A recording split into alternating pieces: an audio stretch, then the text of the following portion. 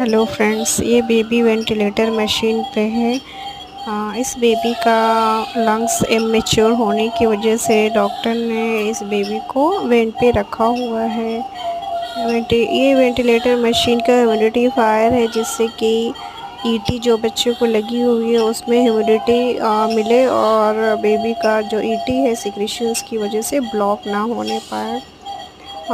इस बेबी का ऑक्सीजन हम लोगों ने 36% पे रखा हुआ है, बहुत ही कम, जो कि 100% तक हम लोग देते हैं क्रिटिकल बच्चों में।